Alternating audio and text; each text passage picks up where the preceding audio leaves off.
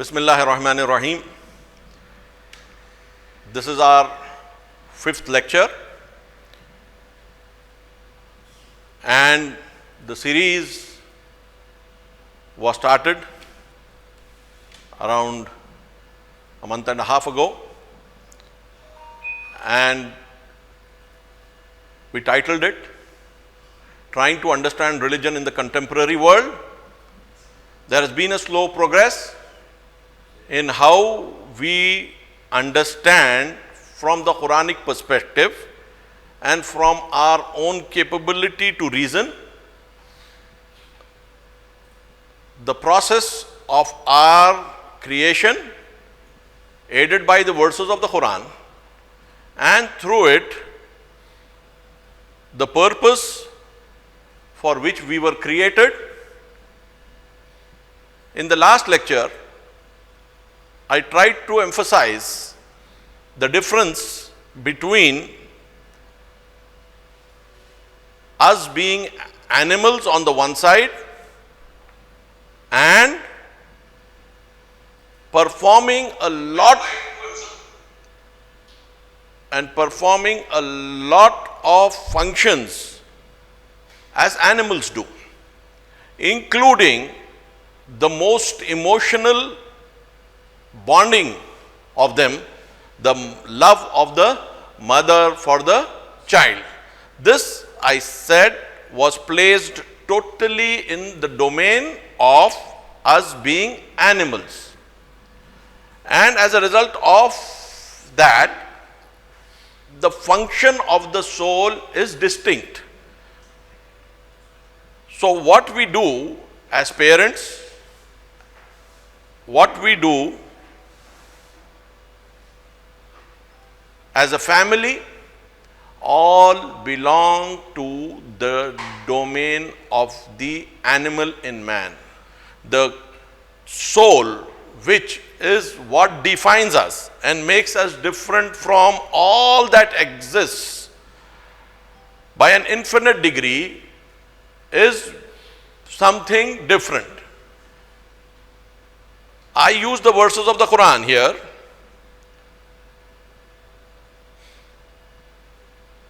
The very famous word, Ma khalaqtul jinna wal insa illa liya'budun. I have not created the jinn and the humans except that they may worship me. This clearly defines that the soul has been created for only the worship of God. From this point, I will start today's lecture. Regarding the animal basis of mankind, we have a very clear verse in the Quran. Surah An'am, the 6th surah, verse 38. وَمَا مِن دَابَّةٍ فِي الْأَرْضِ لَا طَائِرٍ يَطِيرُ بِجِنَاحَيْهِ إِلَّا أُمَامٌ أَمْثَالُكُمْ وَمَا فَرَّطْنَا فِي الْكِتَابِ مِنْ شَيْءٍ ثُمَّ إِلَى رَبِّهِمْ يُحْشَرُونَ. The translation: there is no animal on land, nor a bird that flies with its wings, but they are communities like yourselves. But they are communities like yourselves. We have not omitted anything from the book. Then they will be mustered toward their Lord. This clearly places us, along with animals and birds, in the domain of being common with them in a lot of our activities, which we should not mistake as that. I had not mentioned this verse in the last lecture. It only emphasizes what I had explained. Then we need to understand this very fundamental aspect of our being animals with an infinite difference. The animal function being performed as a natural product of our being animals, hormones playing their roles, every other aspect of our mind and body having its own way of developing and being used, the way animals use it for their own purpose to survive, to make their life as happy as possible, eating the best fruit, trying to be controlling a group amongst themselves, trying to be the head of a herd and fighting for that. We have all that in common. All that in common. What makes us different is that soul which had been created for worship. Since that soul had been created for worship, it doesn't mean that we will not use our infinite ability bestowed to us by our soul in any other manner. It doesn't mean that considering the soul has been created for worship of God alone, we will not be able to use it for any other purpose. This is the biggest problem of ours. Had we been animals like all other animals, we wouldn't have the power to do as much good or as much bad things which we are doing and are capable of. The soul propels us in the right direction when it's in a state of worship, and it doesn't propel us in the right direction when it is not in the state of worship. So the prophets and the imams did what they did in this world in a state of worship. The Quran also hints at this. Fi salatihim da'imun, says the Quran. They are always in a state of worship. Now that is not possible. This is being told about the mu'minin. The verse is specific about the mu'minin, not all of them. It is the quality of a mu'min at a particular level to one. Ala salatihim yuhafizun. That is again another verse of the Quran. They safeguard their prayer. That is, when you add these two together, one, safeguarding their prayer, and the other are in a constant state of prayer, continuous state of prayer. This means that they don't want to come out of the state of worship and prayer.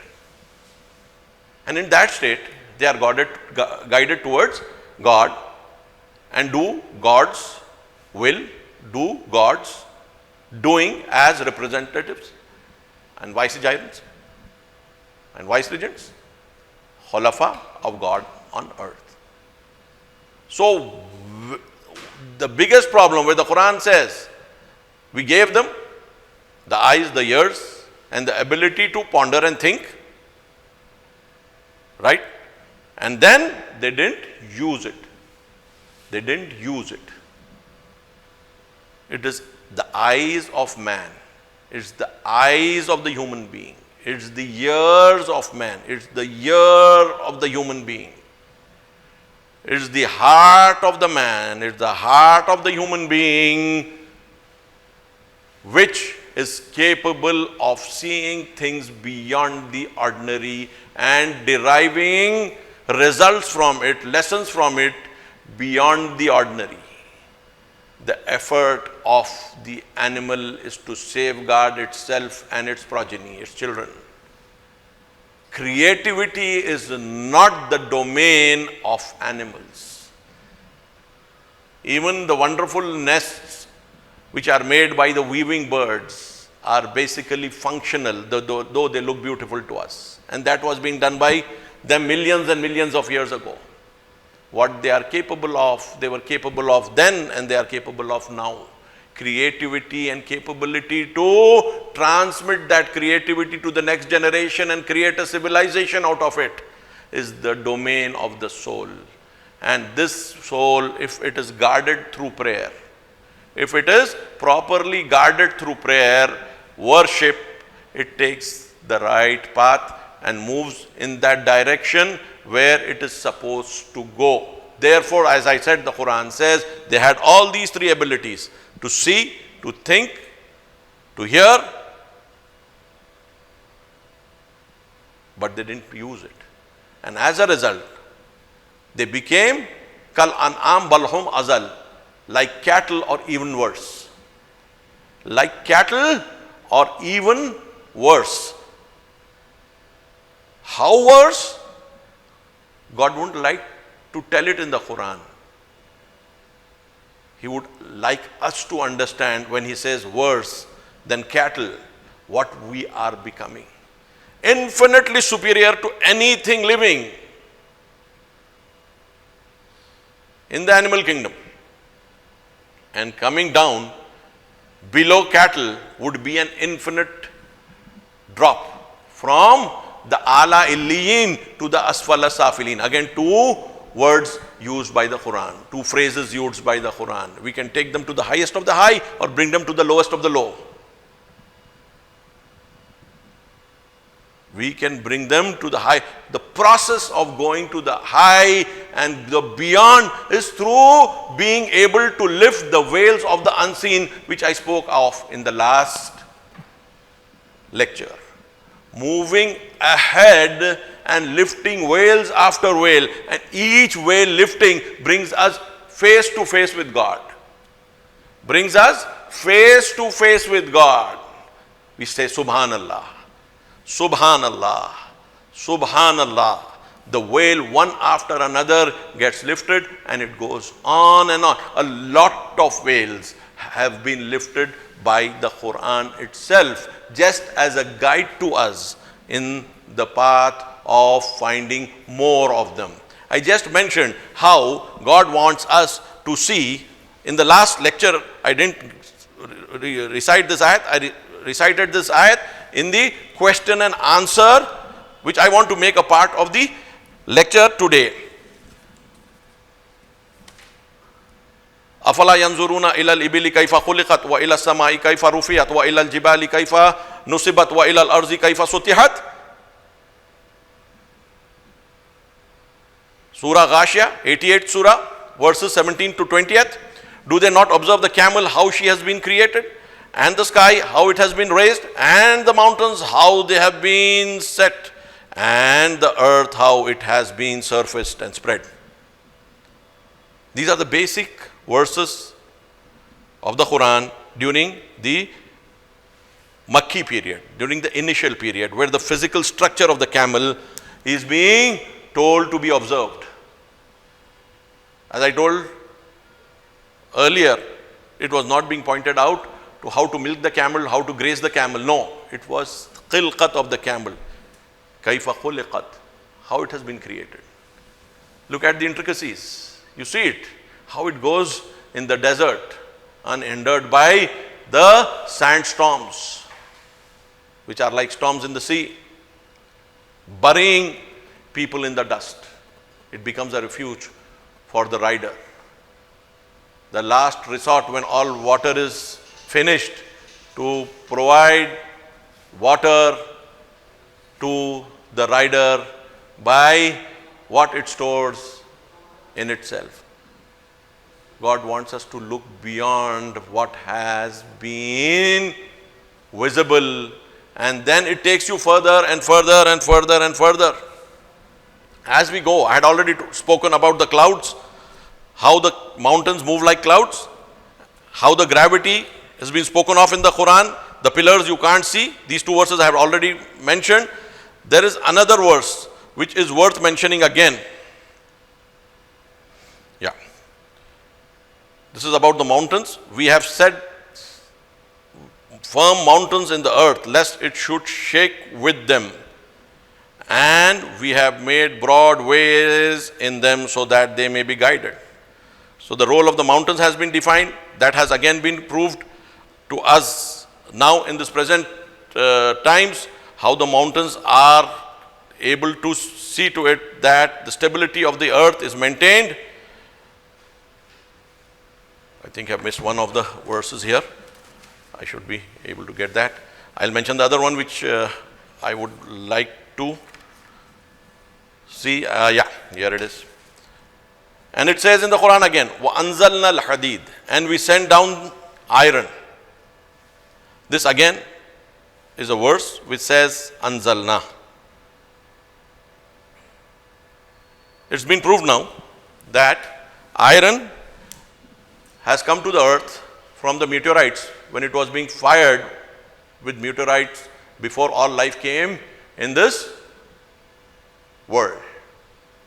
It's been proved that all heavy metals are formed in the core of stars, and from there they move out. Even gold, which we have here, is the result of it being created in the core of stars. When you speak of stars, in the core of the sun, that would be the nearest to us. So all this, and God says Anzalna. It says Anzalna al-Kitaba in the same verse 25 of Surah Al-Hadid, and then says Anzalna al-Hadid. So the Kitab came from above, that is not a part of this earth, and again we have sent down Hadid. This is what we have come to know now. Similarly, the verse which says we have created all living things out of water, again proves, which came when we were able to use microscopes and see the cytoplasm, which is 80% water. And that is what is the basic living matter of the cell, which keeps the cell alive, like the blood of our bodies. This is what God is speaking on the physical front, where you would be wanting to learn more and more from Him. You have the ability to understand this is the ghaib I am pointing to you towards. And that is the result why the Muslims were able to be leaders in science. How can a book coming from God make a community which had no literature before it in any sense apart from poetry of the worst kind, and whose script had just developed during the childhood of the Prophet, hardly not even a generation old? How can a book coming there to a Prophet who was unlettered, though pure and pristine, how did it all happen?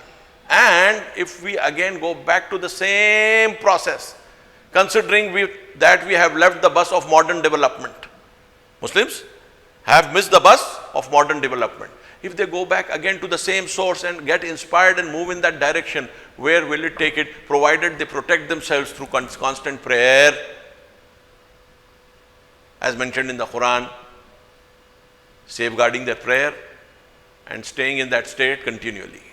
How will it change the world for good from the world of today, which as a result, which I mentioned in the earlier part of this lecture, we have a soul, if not controlled by God, would create havoc, and it is creating havoc in personal lives, at the level of the family, at the level of the society, and at the level of the world at large. Are we not seeing it? And what is amiss? The only thing amiss is God and godliness.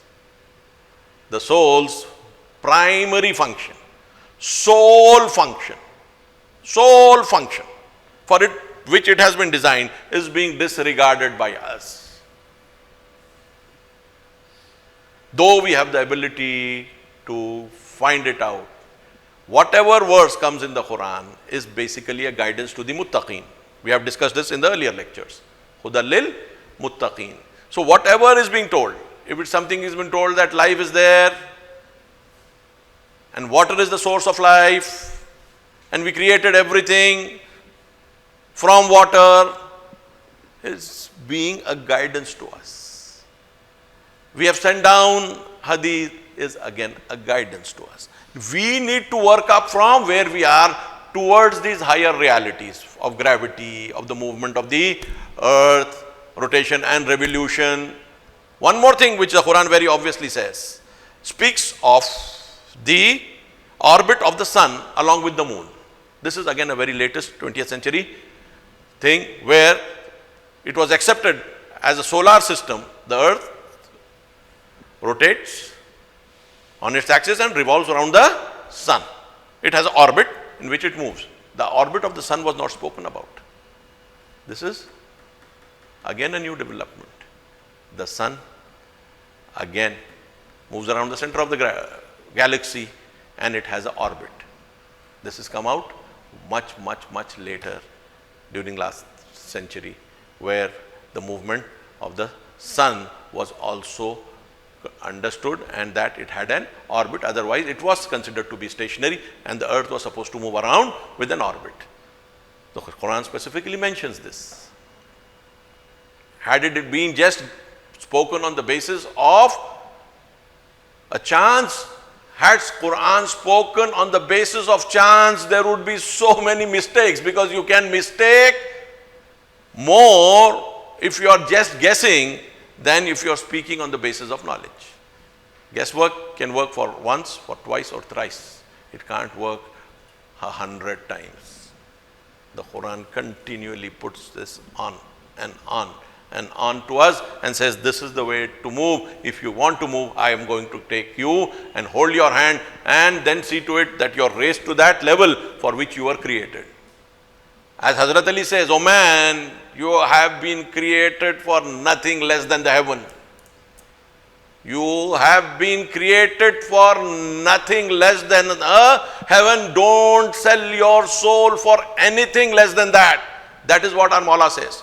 Don't sell your soul for anything below that. That is how it should be. That is how it should be understood. We need to understand the flow of creation. We need to understand the flow of creation. When we see what we are using, iron came to the earth before we came in. Gold came into the earth before we came in. All the elements in the earth came in before we came in. Life came to earth much before we came in. Everything comes on earth before we come in. And then we come in. And God says in the Quran, خَلَقَ لَكُمْ مَا فِي الْأَرْضِ جَمِيعًا. We have created for you whatever is in this world. So we came at the end. The processes are very clear. The child is born and before that the milk is available for the child. Everything, conception takes place, but for that the body is already ready to feed the child through a process. Each process requires 1 billion reactions in a fraction of a second to sustain itself. Otherwise it goes awry. Otherwise it goes awry. Everything happening in perfection beyond any kind of imagination. And we are capable to understand it in some detail. I am again mentioning this, in some detail. And that is enough. And that is enough. مَا أُوتِيتُم مِّنَ الْعِلْمِ إِلَّا قَلِيلًا. We have not given you knowledge except little, says the Quran. Why does it say that? It says that because for you to worship me, it doesn't require for you to know everything in this world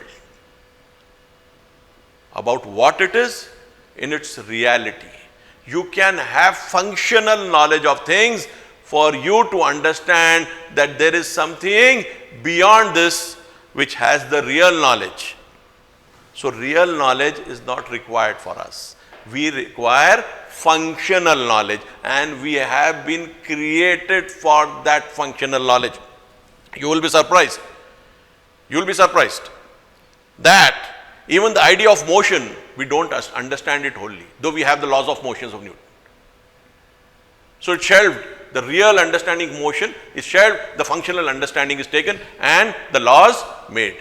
You will be surprised.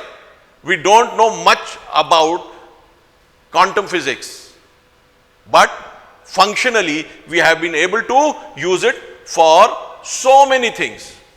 The MRIs which we have here are a result of understanding. The transistors, the electronics which we have, all are a result of our understanding of quantum physics, but our understanding is functional in nature. It is too deep to understand its reality in a complete sense. It only wows you how great it is. I am not the one who is saying it. Niels Bohr, who is considered to be the father of quantum physics, right, the Copenhagen school, he says, those who are not shocked when they first come across quantum theory, those who are not shocked when they first come across quantum theory cannot possibly have understood it. You are shocked and then you understand. What do you understand? When in a state of shock, you can understand very little. Unless you get that shock that it is too great, you are not given that too little. Unless you are not awed by what it is, how too great it is, you are not bestowed how you need to understand it in that too little. Had we been able to master it completely, this world wouldn't have existed. Man would have destroyed himself completely. God gives enough for him to know to worship him, not to rule the planet. It is the mistake of man. With the knowledge he has, he wants to rule the planet. Instead of ruling it, he is ruining it. Am I right or wrong? Instead of ruling it, so you have been given knowledge to serve here as my representatives. You have not created anything, I have created you. You understand that I have created you and I am the merciful God, the beneficent and the merciful, and you become my representatives on earth, the khulafa, the vice regents, and then keep operating. Whatever knowledge you require for performing that function, I am ready to give you. Get the idea of ruling it, you will only use that little knowledge you have to destroy. And in the final process, had we not controlled events with our will, you would have destroyed this world many times over, because your creativity is totally dependent on us, and your dependence on us is so complete that if you are not connected, you cannot deliver. The connection is through prayer, and only those will deliver who are connected through prayer with me, and then come to the world and work in it as the prophets and the imams did. Look at those who were against them. What did they create? Just look at the mushrikeen of Makkah, the kafirin who opposed the prophet in Makkah. What were they doing? What have they created? Nothing. Look at every place in this world where there has been kufr, there has been no great development. And if it has been there, it has been for destruction. Uncontrolled destruction. Today what is happening? Those who are having technology are trying to get everything out of the world because they have a superior technology. And laws are being made for them to benefit. And as we see during the COVID, the billionaires have benefited from the tragedy that has befallen mankind during the last year. Their richness, their wealth has increased, and has given them more power to further control the destiny of mankind. Greed has become the basis of controlling other humans, and technology has become the maid servant for doing so. What should have really happened? The opposite of it. Higher technology for all, that means no hunger. That means every sick patient would be treated. Every orphan would be cared for. Every destitute would be sheltered. That would have happened. Instead, what is happening? Arms race among third world countries who can ill afford to buy arms at the rate at which they are being sold, adding to the misery of the poor of the nation and giving the rulers of the nation the idea of being superior to another nation. Superiority could have been in the serving of the people. Instead of it, the wealth of the people is being shifted into unnecessary expenditure for wars, and what had to go to the poor person is becoming the income of the rich suppliers of these arms. Israel, 80% of their population is surviving on exports of military equipment. Their defense industry is totally based on the fact that there should be more wars for them to supply more arms of different kinds, from drones to missiles to software for different functions of the defense kind, and that is what it is becoming. So the most powerful and the most educated people, the most capable and having scientific knowledge, whom God had preferred over other people, because of their worship of God, forgetting God and becoming the worst enemies of themselves first and of mankind later. This is what the words of the Quran says. Inna arazna lamanata ala samawati wal arzi wal jibali fa abayna an yahmilnaha fa ashfaqna minha wa hamalahu al insanu innahu kana zaluman jahula.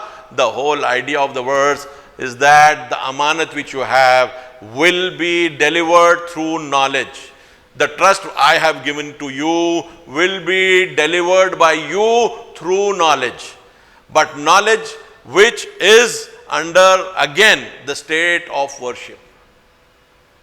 Again under the state of worship. And as your worship will increase, we will add knowledge to you. Your worship will lead you to taqwa. And there are so many verses in the Quran which say that if you do taqwa, we will add to your knowledge. If you do taqwa, we will make you differentiate between good and evil. These are the verses which the Quran says. So, prayer leads to taqwa. Nearly all the verses where prayers are being mentioned, you take salat, you take saum, roza, you take hajj, everything goes back to the fact, la'allahum tattaqoon, so that they may be God-wary, God-conscious.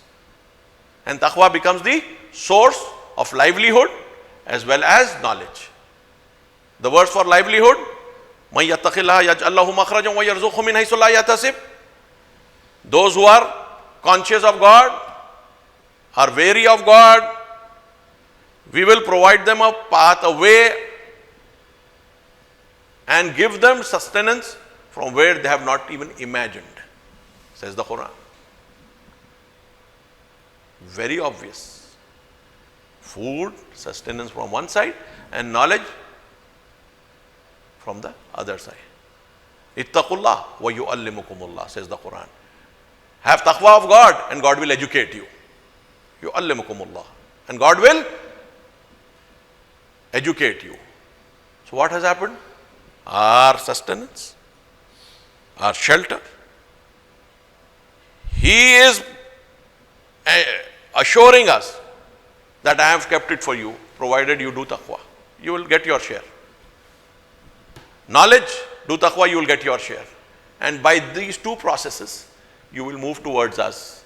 And through the moving of your towards us, you will be spreading the mercy for which we are known to the creation, to the creatures of God.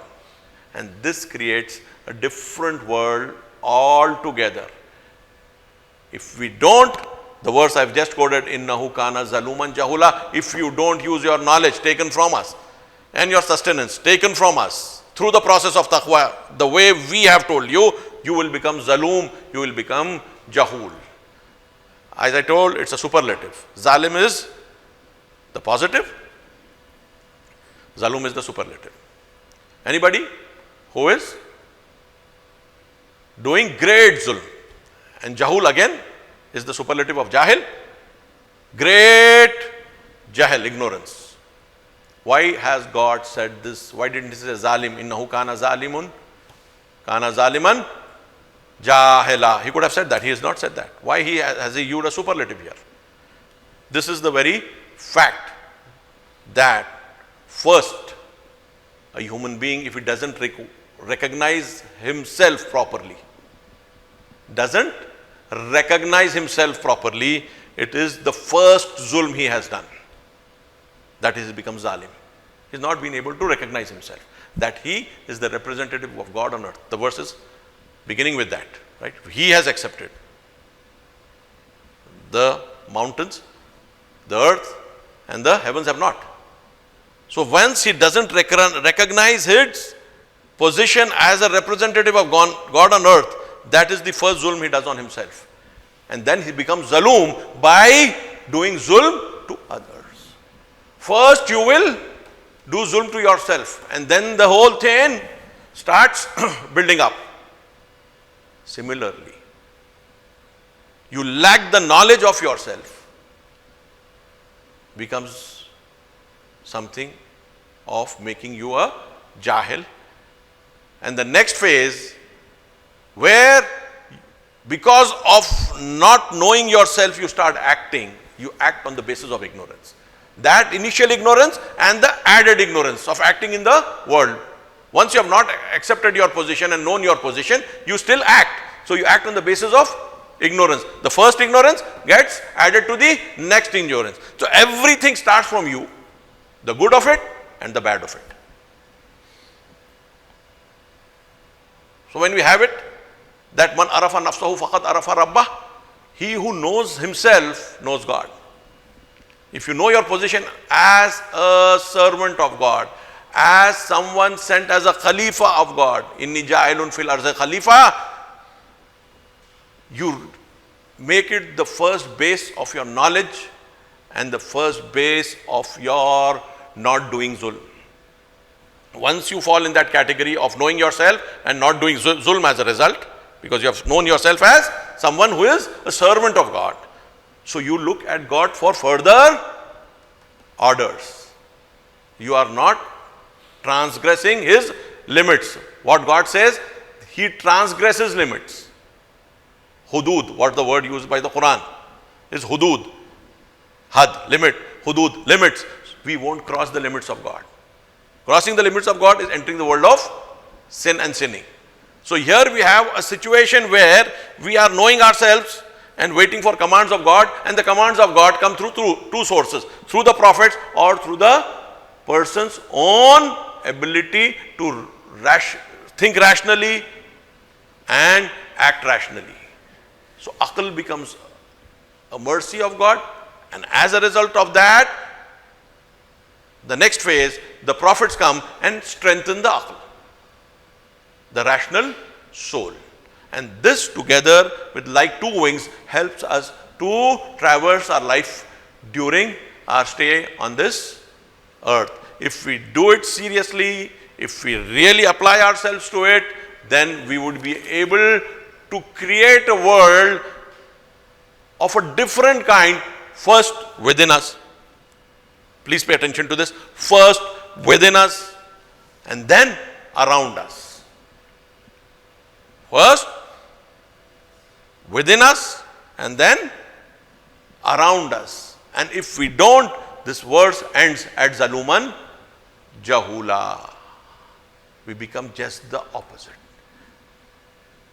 And if then we are raised and questioned about the purpose of our creation, and we say we didn't know, the verses of the Quran move back to Alastu bi Rabbikum,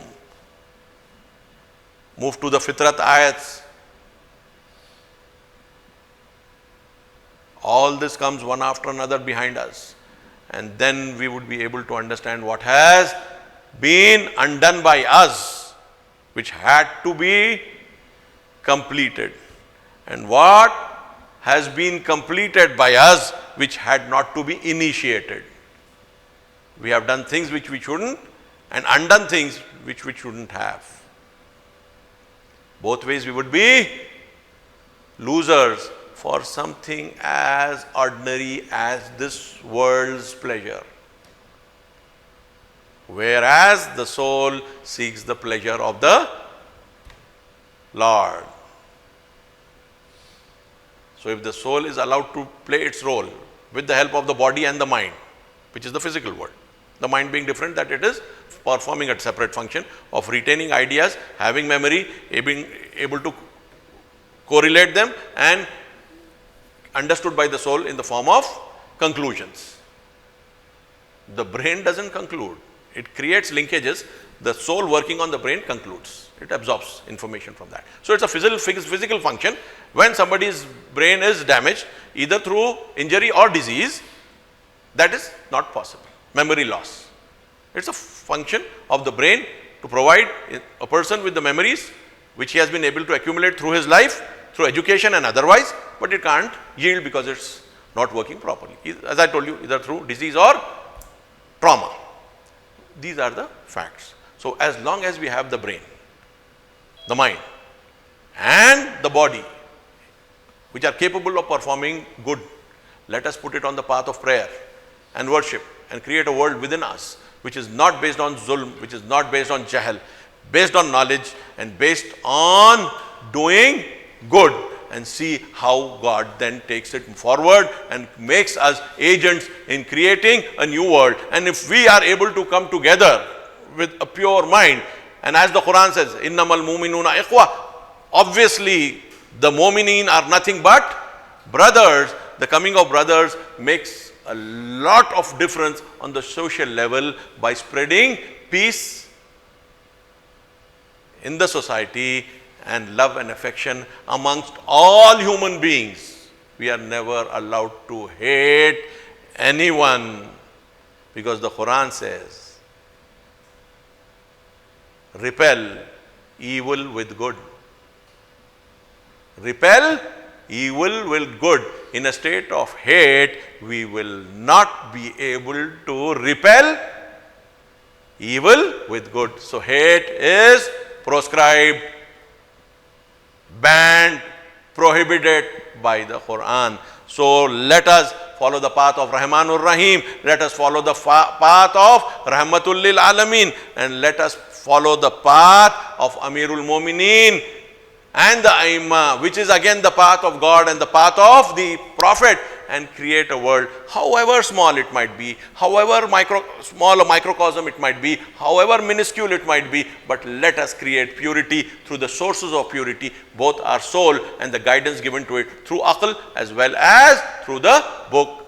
Wa akhiru da'wana anil hamdulillahi rabbil alameen. So, Azhar, I have a question. Raza bhai, please go ahead. Go ahead. I can wait. Yeah. Assalamu alaikum, Moulana. Assalamu alaikum wa rahmatullah. Now, the ayah that you mentioned of Surah Azab 72, that trust was presented to heavens and earth and mountains, and they refused to take it, and only man took it. So now my question is, first of all, what is the definition of trust?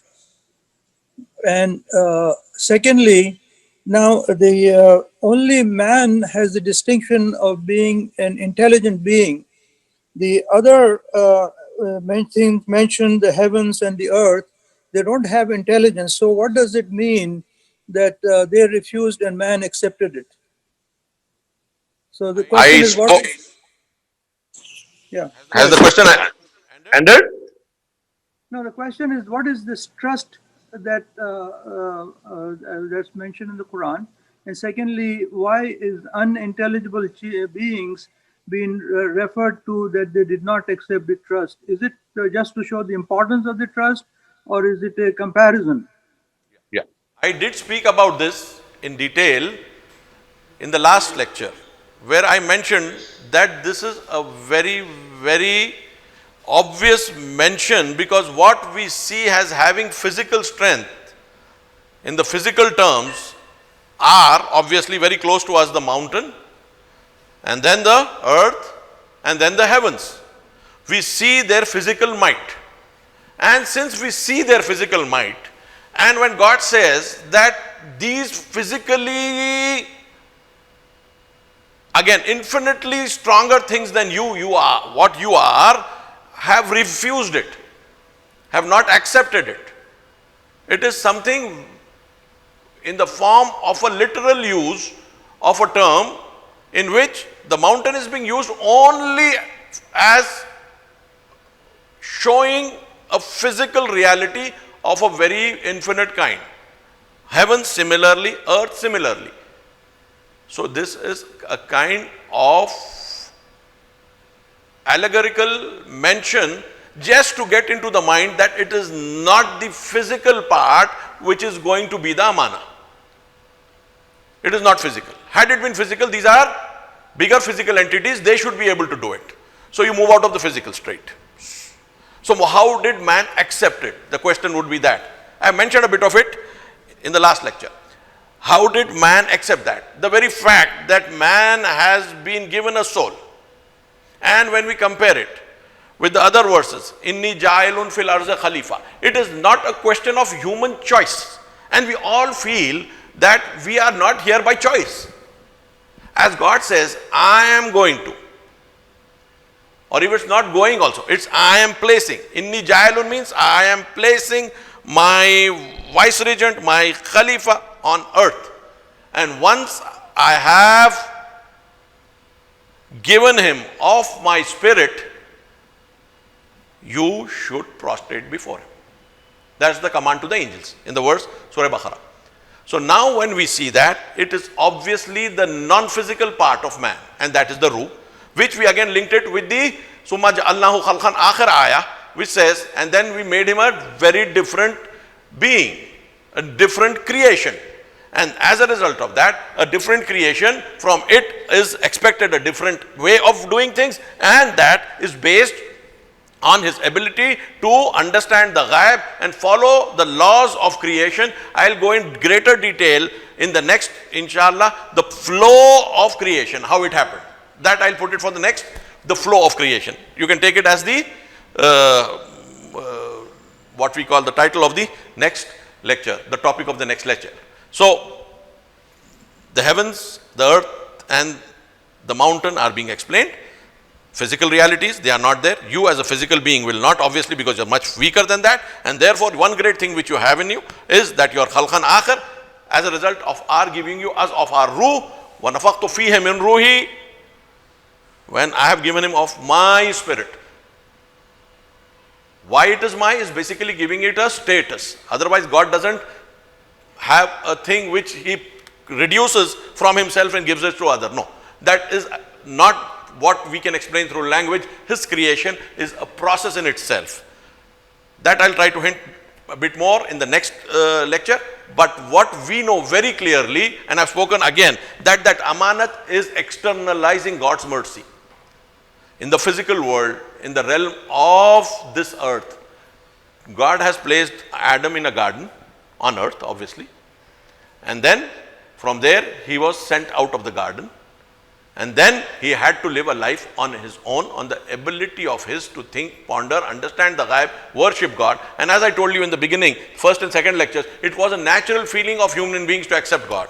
And as slowly they were surfeit of distractions and reasons to be exploiting others through acquiring wealth, through land, cattle and other things, that kind of a process went forward, and the prophets came at that time to regulate between human beings so that the societies could move towards a higher level of worship and higher level of creativity. But during all these processes, there were millions and millions and billions of people who wouldn't like to follow this or partially follow this, and very few who would like to understand and take of it in the right measure. Those who took it in the right measure became the creative lot. Those who took it in the middle level generally were neutral or became supporters of the tyrants, the taghut, which the Quran says.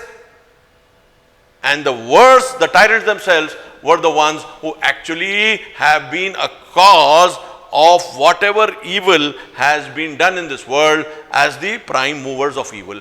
God is not the prime mover of evil. He cannot be, subhanallah.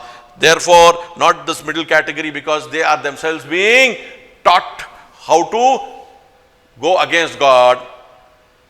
So it falls into that category, and the challenge has to be met by the people of God, the prophets and the followers of the prophet. Muhammadur Rasulullah wallazina ma'ahu ashidda'u 'alal kuffari ruhama'u bainahum. The prophet and those along with him are severe towards those who are oppressors, who are unthankful lot. And ruhama'u bainahum, they have rahmat amongst themselves. Why are they opposing the kuffar? Because the kuffar are an ungrateful lot and are not allowing these people to live a life of peace and mercy on this earth. As the Quran says on the verses on jihad, you have been given permission to repel the attacks of those who are attacking you only on the basis that you are saying Rabbun Allah.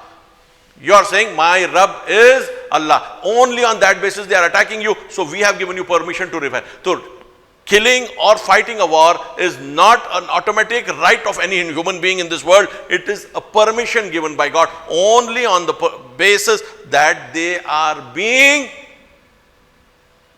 persecuted because they are saying the Creator is our sustainer.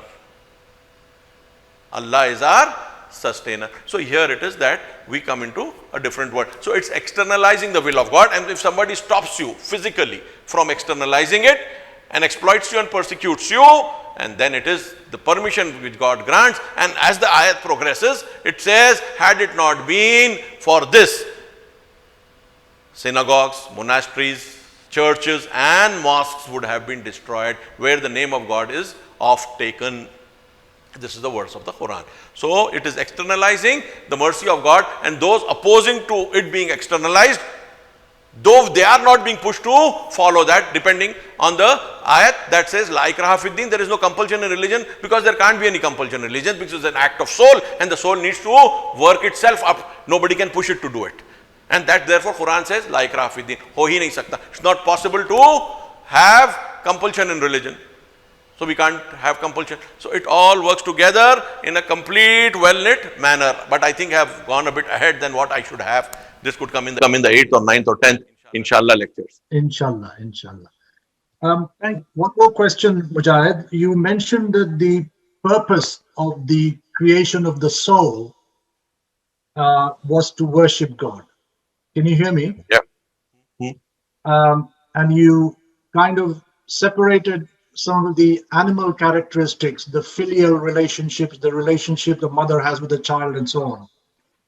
But does the definition of worship only include prayer, salat, and all those things, or does it also include some of the duties that men have, such as duty towards their parents and so on?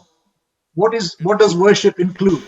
Yeah, worship is the act, as I told you, of the person who is in communion with God, and during that state only the mercy of God flows through him.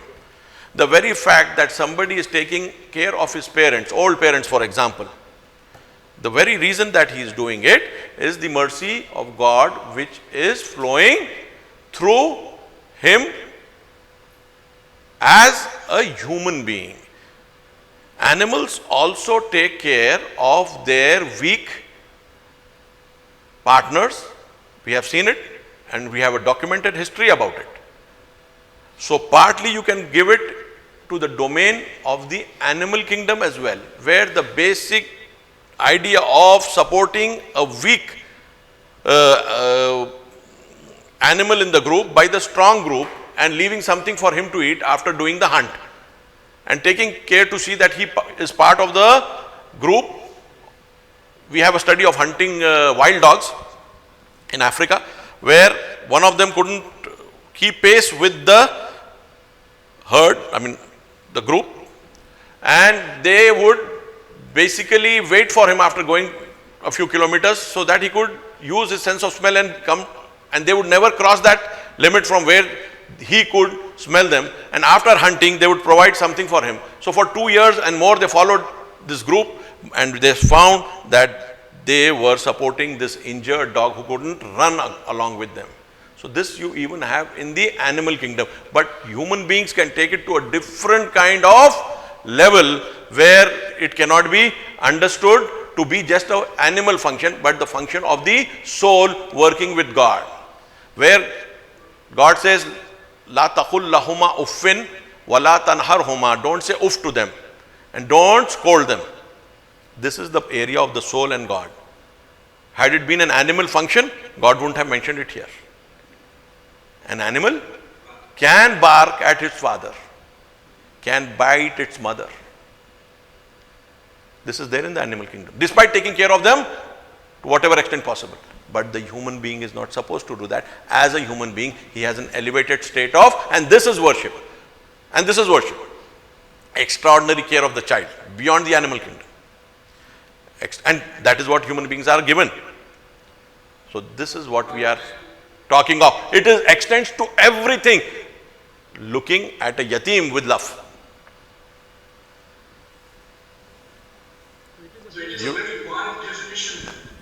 Obviously, it cannot be limited to any one or specific prayer as such. Right. And I guess your niyat, your intention is also very important in all of that. Obviously, your intention is important and easier. I'll make it much easier. From where it is coming is more important. Whether it is coming from your animal instinct or it's coming from God, that is more important. You know that. As you said, your niyat, that if you put it in a more simpler manner, would be where it is coming from. Where it is coming If it's from. coming, yeah. One other quick one is, we talked about the soul, obviously, in the last lecture and in this one. There is a verse, I think, in Surah Araf, which says, He it is who created you from a single soul. Yeah. So, what do we understand by, obviously, each one of us has a soul.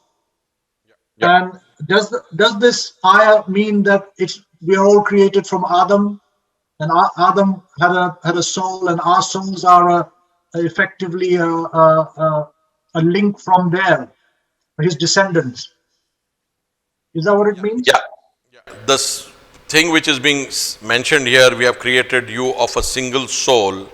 It means that the command of God for the creation of the human being is a single command. And from that we created its mate, says the same ayat as it goes forward. وَخَلَقَ مِنْهَا زَوْجَهَا. Right? So the command was a single command, and through which the soul was created, and through which its mate was also created. So the singleness is the source from which it has emanated. It is not a multiple source. It also indicates the quality of the soul being a constant in the fact that it is being bestowed with a common kind of ability to worship God. It can be enhanced through the physical capabilities of man of having a much more better brain with which he is able to get more facts and lift himself to a higher level, or he might be having a lesser IQ and therefore he becomes a follower.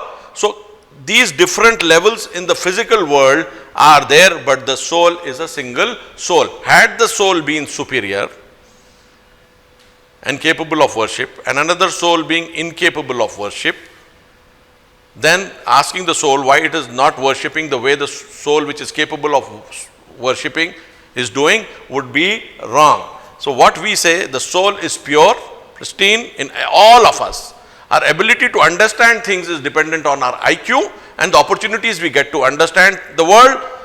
Maybe the parents to whom we are born, as we inherited their genes, and the kind of places we are able to gather knowledge from, all this will come to us delivering with the help of the soul to the extent we can possibly deliver.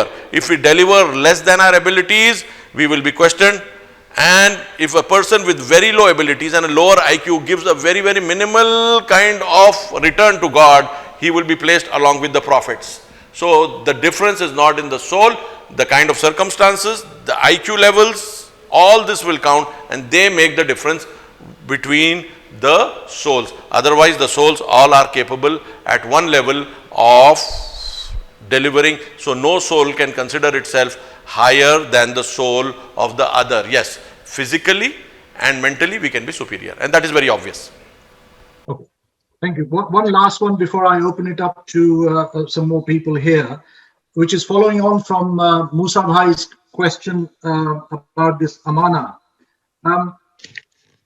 Is it because Allah wanted to give his amana, he gave us the power of choice and free will, and the other entities, the heavens, the mountains, and the earth, were quite happy to passively be controlled by Allah subhanahu wa ta'ala? Is that the... So what I'm trying to say is that the heavens, the mountains, and the earth were quite happy, endowed with whatever strengths they have, but not have the power of choice, not have free will, just passively do whatever Allah has commanded them to do. And we took it on because, or which came first? Was the amana given to us because we had the power of choice, or power of choice was given to us and free will because we were given the amana? I will go in detail in the next lecture, the flow of creation, as I mentioned, because I knew that these questions would be asked.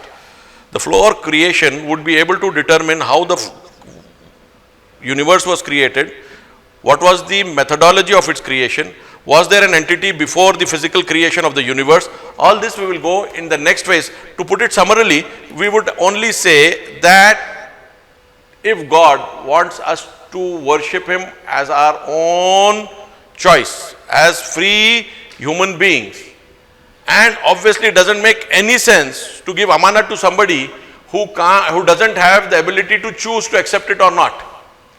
An agent is an agent because he has choice. You give him something and you say you deliver it there or do this thing with it, and he should be capable of doing it or not doing it. Otherwise there is no question of questioning him at all or even praising him, because there is hardly anything else he can do.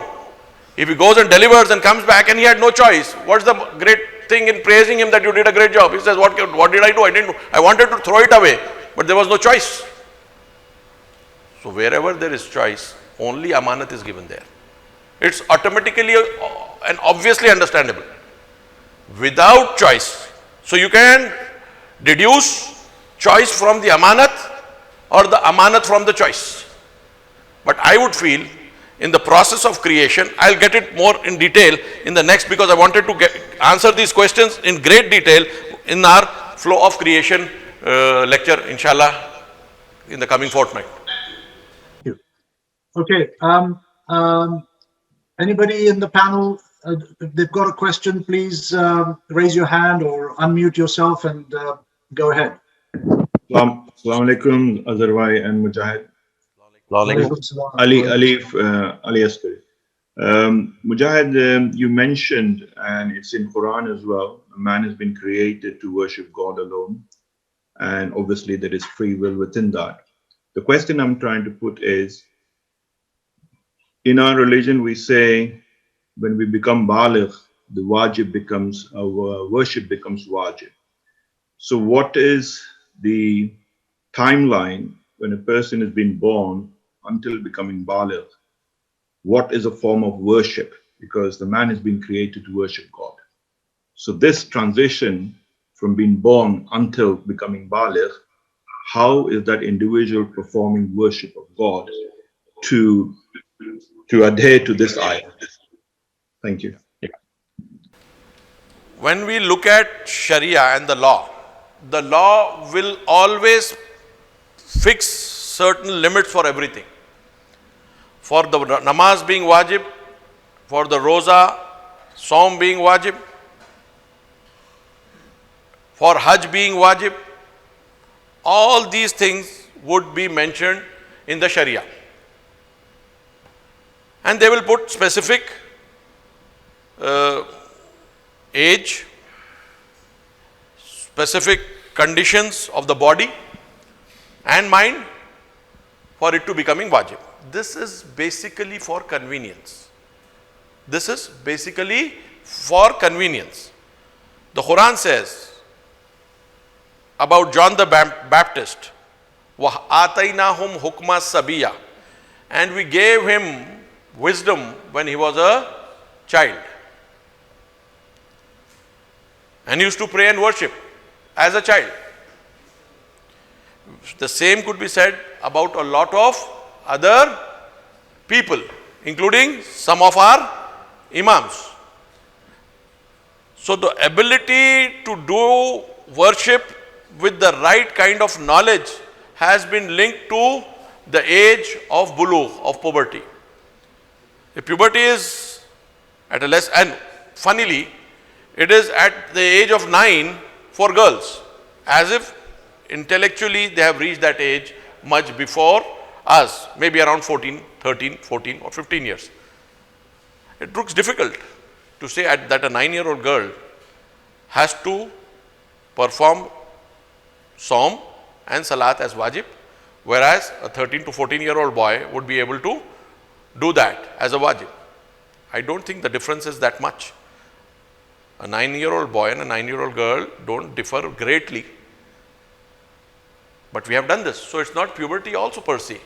When the Shariat has gone on this, maybe it is a particular interpretation of the riwayats, because again, this would take me into the field of ijtihad, where there are a lot of riwayat which says the onset of puberty for girls are also necessary for making namaz and roza wajib for them.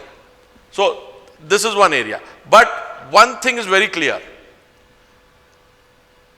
As you have knowledge, as your IQ and the place where you are born and your educational support which the parents have given you, and you have been able to understand more than ordinary people, so God doesn't want you to wait till the age of 14 and say that something has become wajib on you.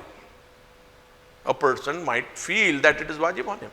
So I feel we should more concentrate on making people move towards that point where they will say Ashhadu an la ilaha illallah, Ashhadu anna Muhammadar Rasulullah as shahadatain, and accept imamat in the form of Ali and Waliullah by themselves. And if you accept God, and if you accept the Prophet, and you accept the Imam, you start worshipping God, following the Prophet, and through following the Prophet, following the Imam. We should focus more on that, but puberty as a particular age for achieving that point of being capable of solidly confirming Ashhadu an la ilaha illallah, Ashhadu anna Muhammad Rasulullah, and from there on towards imamat, where the social function of the Prophet starts operating, and the Prophet himself become an imam in a particular situation where he is controlling and making laws. So this needs to be understood. Till that time, I think we should be able to teach our children that they should come to that point, and then salat follows. If we can make them do it earlier, wonderful. And if the boy says or the girl says, no, I understand, there can be only one God and he expects worship from me, and I get enriched from worshipping him. So why should we say that he cannot worship God? He can worship God. Making it a wajib or not is not necessary. If that shari point is to be followed, let us follow it and do a niyat of wajib after the puberty. But before that, it can be done as khurbatan ilallah, and anything done with khurbatan ilallah which is not wajib, and as a result of the extra effort of that person, gives him more sawab. So he gets more sawab before he reaches the age of puberty if he is performing salat by understanding. So the earlier the understanding, the better. Don't let the child go to the age of 14, for example, for a boy, or for a girl is similarly till the age of 12.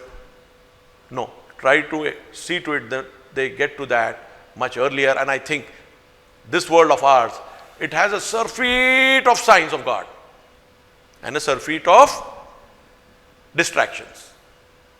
A million ayah, signs of God, and a million distractions. If we can get our children focused towards the ayah, making them understand the creation, the purpose of the creation of the universe, the purpose of creation of man, and the purpose of his life on earth, then I think the process of wajib becomes only a technical detail which can be followed. Thank you. Thank you, Mujahid. Azhar bhai, I have one question. Ejaz Aha. here. Go ahead, Ejaz. Mujahid bhai, my understanding has been first and on the first is on that the God has created us to do the ibadat there. For me, my understanding is ibadat is everything which God, acts of God, if we do it, that's an ibadat there. Going to the mosque is an ibadat. Taking care of your kid is an ibadat. Taking care financially of your kids is an ibadat. And going to a poor family there and giving them any kind of a financial assistance is an ibadat. Calling up the poor, calling up the ill person is also an ibadat. And Yeah. as far as the baligh age is concerned, my understanding has been that if a kid, if the parents allow the kids and teaches them to pray before he becomes adolescent, 14 or 15 years old there, the sawab of that goes to the parents there. Yeah, see, the sawab of the parent would be something because they have taught the child. There is no doubt about it. But the prayer of the child is his prayer because he is doing it on the basis of understanding God and worshipping Him. The sawab for teaching him like that, yes, will come to the parents. But the prayer, yes, it will go to him because he's consciously praying and the basis. He's not just obliging his parents. That's what I'm telling. And at times what happens is prayer done as a result of obligation to the parents, slowly when he becomes more powerful and strong and capable of holding his own, gets going. It goes out of the window. That is not what should be happening. And the other part, as you said, I totally agree with that. You cannot limit anything flowing as a person's conscious effort after worshipping God and understanding that he is God's servant and performing all his duties of taking care of himself, his family, his near relatives, his distant relatives, his neighbors, and then taking care of other things which are also involved, because only this is not ibadah, it is having a social function as well.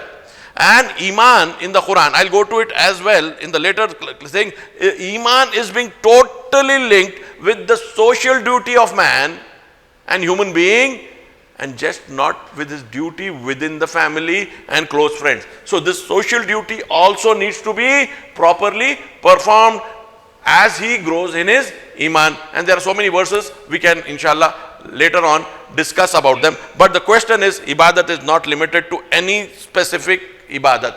The core ibadat, salat, saum, hajj, zakat, khums, all have a purpose and all move you closer to God for you to perform at a higher level for the next time and for the next level for which you are aspiring, and this keeps on growing and growing and growing. It's not at any time a dead end. A person keeps going towards God as long he is alive up to his deathbed, and that last mile of his, when he sees God, when the soul is totally going away from the body, that smile confirms all that. Thank you, Mujahid. Thank you, Ejaz. Irshad has raised his hand. Irshad, would you like to ask your question, please? Yes. First of all, Assalamu alaikum, Moulana Mujahid. Although you're a lot younger than me, but that's your. Can you hear me? Yeah, I hear you. I hear you. Yeah, I'm hearing you. Yes. You talked about IQ and taqwa. IQ, I mean, some people with low IQ and there are people with high IQ. Is this God-given or is it nurtured or acquired?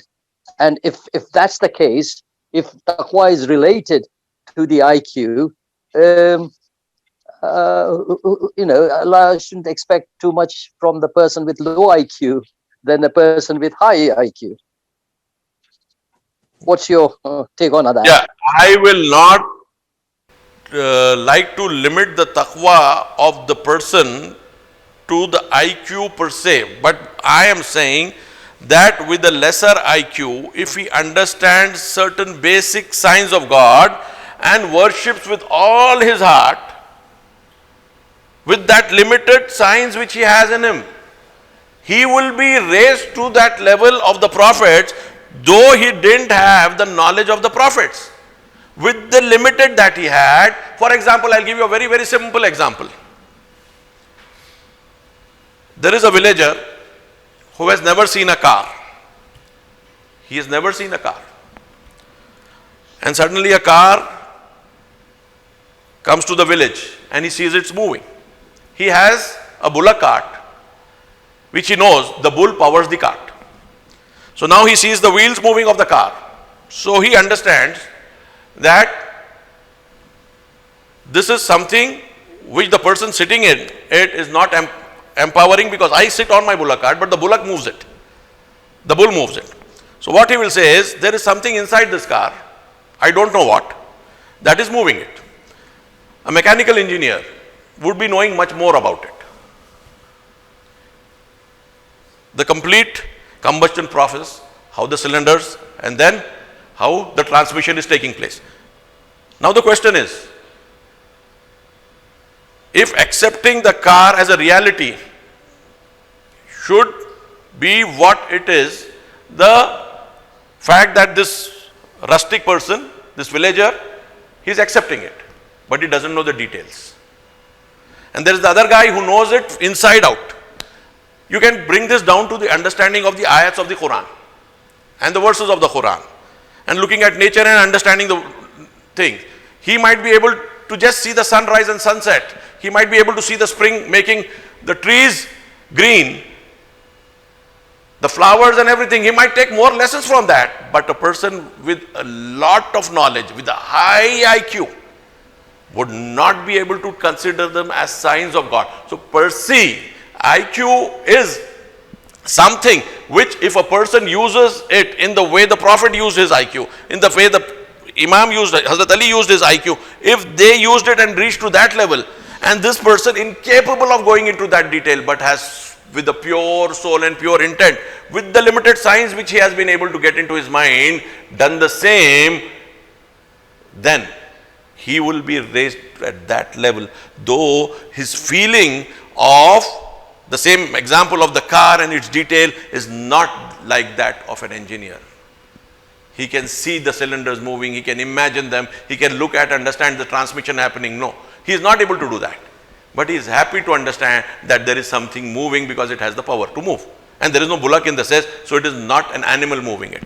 So this is what I am saying.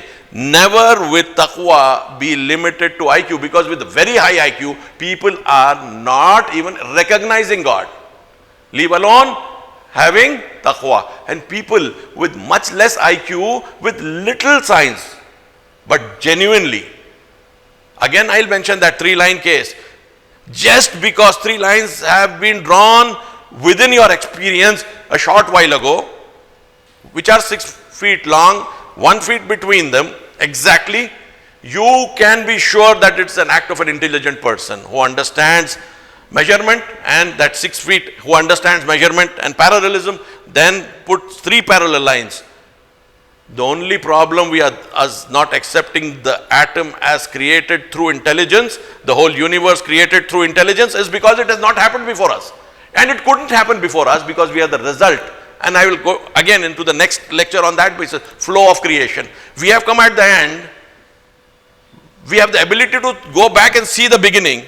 How we see it, how we should be able to see it, that is the topic of the next one. Thank you, Jazakallah. Jazakallah, Mujahid. Thank you from me. Thank you. Subhanallah. Musa Bhai has raised his hand as well. So Musa Bhai, aapka question, please. Yeah, my question was, when we say any intention that we do for any worship, we say qurbatan ilallah. So is that khurbat? Because Allah is not a physical entity, obviously. So I know, I'm sure this has been answered by your previous lecture, but I just want to clarify this. When we say khurbatan ilallah, that means we are trying to achieve closeness to God. And what does this closeness mean, khurbat? And is it emulating his attributes, cultivating his attributes among in ourselves? And what are the attributes that we are capable of cultivating? And also, is there a hierarchy of cultivating those attributes? Yeah, the last part first. Yes, there is a hierarchy for those attributes. There is no doubt about it. Khurbatan ilallah means your soul seeking its actual place by making an effort to find it. The soul, when it says khurbatan ilallah, means that it is not at the best place where it should be. This is very easily understandable. This is how we deduce things. Simple logic. If you are moving something, that means it's not at the right place. It can be moved to a higher level. So from there flows the hierarchy of it. Right? Movement means something is less, it can move to a higher level. And then again to a higher level. The hierarchy follows. So the soul feels that it needs to get to a different level. It's not close enough at this point of time. It's like the thirst in the body. When you are thirsty or hungry, you take water or eat food and are satiated. But again you will feel hungry. Again you require food and water. The soul again is like that. It goes towards God. It's not in a position where it says, I am sufficiently close to God. It could be very close to God from our point of view. Just take the view of the Imams or the Prophets. At a very, very high level. But the higher the level, the greater the thirst. The lower the level, the lesser the thirst. And at the close to zero, hardly any thirst. So once the guru starts living its natural life, feeling itself independent of the body and independently created, and the essence of me, it uses the mind and the body as an instrument for it getting more closer and closer to God through different acts of worship, through prayer, salat, through saum, through zakat, through hajj, through jihad, and through other all things. So what we are speaking of is the soul is a perennially thirsty thing and continually moving towards God, and that is how it has been designed. And if it understands the purpose, it goes on the right path and continually is fired by God to come closer and closer and closer. We will get into this in greater detail, how the soul moves and how the soul needs to be directed towards God, keeping in mind that very famous word, Ya ayyuhal insanu innaka kadihun ila rabbika kadham famulaqi. Oh man, you are moving strenuously towards God, your God, and surely you will meet Him. So how does this motion, which is predestined for all of us, how this phase has to be traversed, that is what we need to know. And I think it requires a complete 2 or 3 lectures, how the soul needs to traverse this thing which is predestined, as the verse of the Quran says, Innaka kadihun, you are strenuously striving towards, coming towards us. And if it's in a state of khurbat, one after another and one after another, that khurbat would be a very, very different thing. And but the one thing is important, the soul needs to know itself at least the basic level as an independent entity. It's not the mind, it's not the body, it's an independent entity. So the process of khurbat accelerates. Thank you, Mujahid. That was excellent, and we look forward to your talks on moving the soul, because I think that would be a very useful thing for all of us. So as a last thing, I've got Brother Sajjad Naqvi from Pakistan. He would like to either ask a question or make a comment. Sajjad bhai, go ahead, please. Yeah, Assalamu alaikum. Assalamu alaikum, everybody. Thank you very much. I am Dr. Sajjad Naqvi from Pakistan. I'm a psychiatrist and I'm in this group by the courtesy of my respected other bhai. So it will be just a short. I will try to cut it short because it's already quite a long time. It is just revising your previous lesson, your previous lecture. And I'm thankful that Agha Sahab, he's carrying away all the topic in a very fluent manner. He's taking it ahead. Thank you very much for that. I just want to make a comment about Adal. Like, it's already when we say Tawheed and we accepted that Allah is one, He is Wahid. When we believe in Allah, naturally we believe in all His properties, all His sifat, whether these are sifat sabutiya or these are sifat salfiya. But we believe in all that. But why Adal? To me, I think it is very important. One thing is understanding God, because we are living in the universe which is created by Allah, and we are living in it, and it is, it is being reared, or it is being, carried away by the God, or controlled by the God through some phenomena. And one thing, one of the basic principles of the nature is that it is a balance between diversities. Whether it is warm or cold, it is day or night, it is mountain or it is plains, it is sea or desert. So life is a group of diversities, and these diversities are there. One thing to make sure that we believe in God, that it is someone who created this, and then there are certain diversities which are actually a test for us, like poor and rich. Now, why God created poor and rich? He could have made everybody rich. He could have, just abolished anybody poor. But creating a diversity between poor and rich is a test for us. And we are continuously exposed to a lot of tests and a lot of conflicts in our life. And if we believe in other, that the whole of the nature is based on Qaim bil Qist, indeed Allah and His angels, they are witness to it, that whole of the nature is balanced. When we believe on balance and equilibrium, and as Agha Sahab has said, that as a vice-regent of God, vice-regent of Allah, we have to continue, we have to take it forward, take this balance and equilibrium forward in our lives, in ourselves, and in around us. We have to carry this balance and equilibrium. And just, by my little knowledge of psychology or psychiatry, just adding that Agha Sahab, he mentioned that there is an animal part in us and there is a soul, which represents the God part in us, or God's order or God's obedience, whatever it is. When we see from its knowledge of psychology, and we see the explanation of famous psychologist, Freud is known as father of modern psychology or psychiatry. And the way how he describes the self is, the soul is, that man, human being is, that we have three things. One thing is id. It denotes the basic desires of hunger, of pleasure or sex. The basic desire, that is the animal part. And if according to Quran, it is nafse ambara. Of course, this nafse ambara, if we just obey it, it takes us to sin, to sinful life. Then comes, he said, then there is ego. Ego is what is me, myself, the human being. That how, how now I have these desires and how I have to fulfill. And then there is superego. That superego is the norms, values, culture, and above all the religion, above all the Allah's commands about how you have to fulfill your basic needs.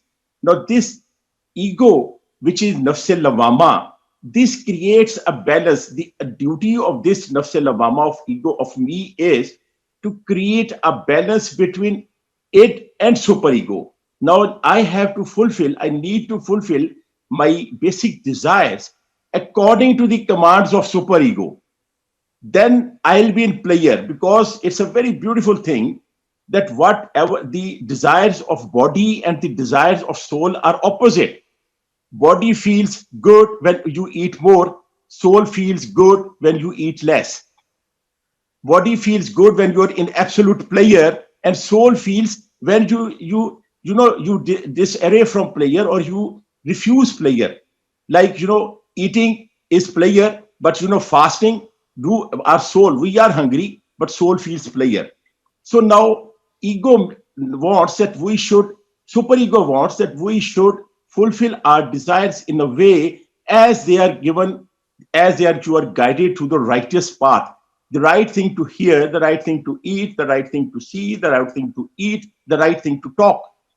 So this is what. Now this ego is nafs lawama, and once you are subdued, your id is totally subdued towards superego, then that is the phase where you reach the state of nafs mutmainna. When you are totally, absolutely, you are accepting the commands of Allah, your life is yashri nafsa ibtigha marzwatillah.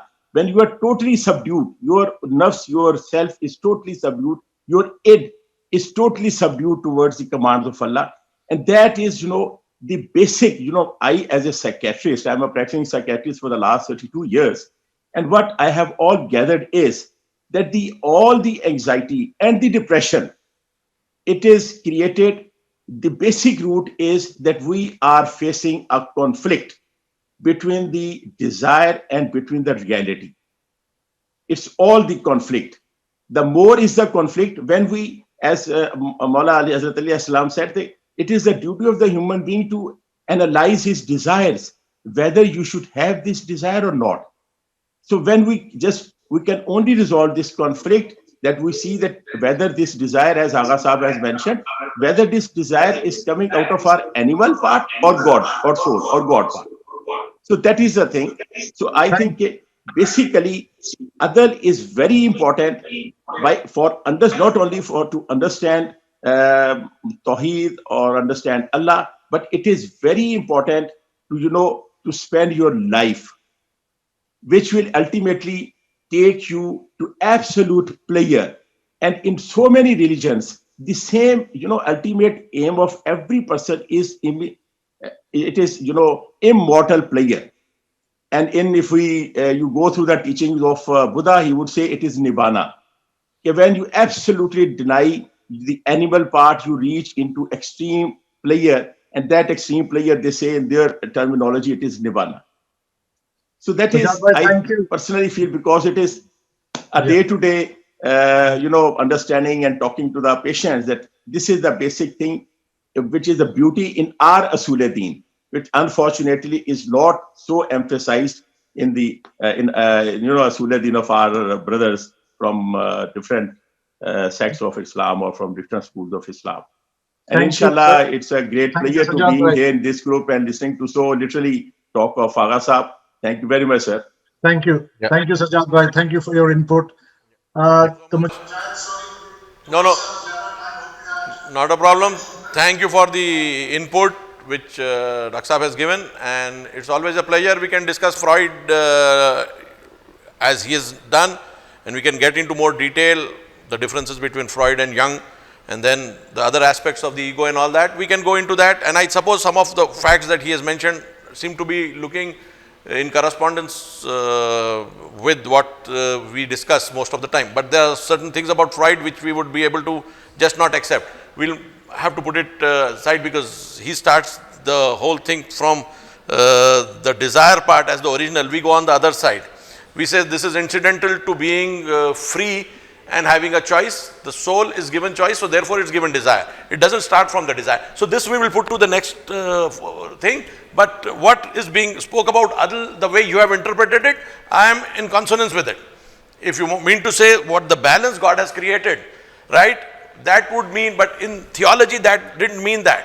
What you've mentioned here, the Adl which we said didn't mean that in theology. It meant something different.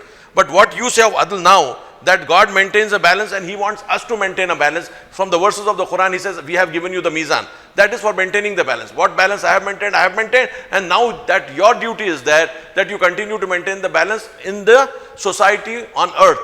That's 100% acceptable. I mean, there's no problem in accepting that at all. But that is not what was initially meant by Adl by the theologists. They meant something different from the mizan. So what you have explained, I have no issues with the adl aspect of it, the interpretation which you have given. No, there is no problem at all. Obviously, God is not a zalim. He has maintained everything in thing, and therefore He has given us the mizan for us to maintain that adl and that balance. Acceptable. No issues at all in that.